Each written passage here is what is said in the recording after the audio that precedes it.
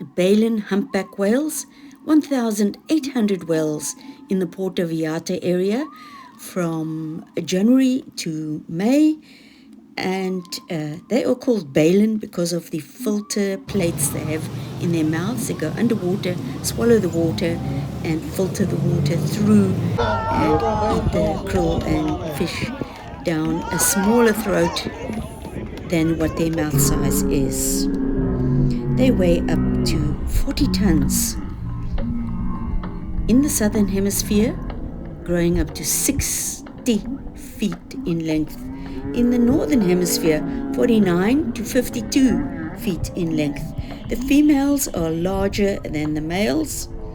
There are 50,000 to 80,000 pounds. The whale is bigger than 5 elephants put together. Females have one calf about every 2 to 3 years, 11-month pregnancy gestation, and the baby measures between 10 to 16 feet. That's 3 to 5 meters in length, and they weigh 1.5 tons. It's a calf.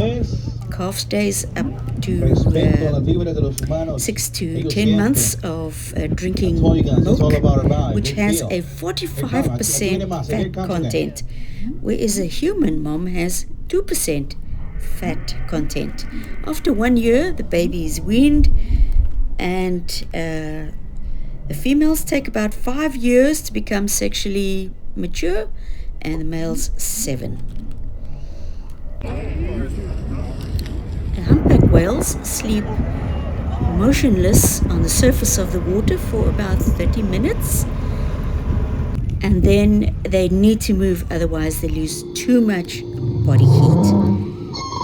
As we know, whales do mourn their dead, and with a lot of sound, and they will breach with weeping. They can breathe for up to 6 hours on the land, but their fat holds so much heat that that is what deteriorates them and expires. Thus, people are throwing water on them to try and cool them. Whales live in all the oceans around the world. They have the longest migratory of any mammal on the planet. They love to come and thrive and breed and mate give birth in the tropical areas. British Columbia, Canada being one of them, Argentina, and Mexico, Puerto Vallarta being a great favorite place. They can swim 5,000 miles from a tropical breeding ground to the colder, more productive feeding grounds. It takes 36 days, that's 4 to 6 weeks, one way. The male humpback whales, actually all whales, are recognized by their scars from barnacles and from the slashing into the flesh, especially with the conquesting with the other male whales. The females, not so much. They can have a few smaller scars, and that's usually due to the breeding process. The biggest danger is the huge cruise ships in the oceans, as they cannot see the whales from that height, and they are following the same global pathways of the baitfish and the following of the whales and other fish that swim that way. They can be fatally wounded.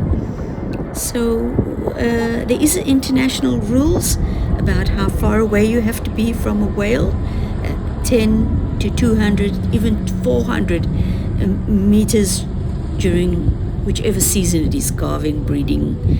And in Puerto Vallarta, post-calving, 40 meters.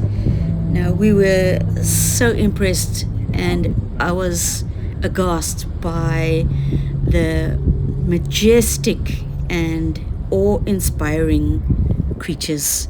It is worth going whale watching. I know. This guy's gonna have us all. Bill.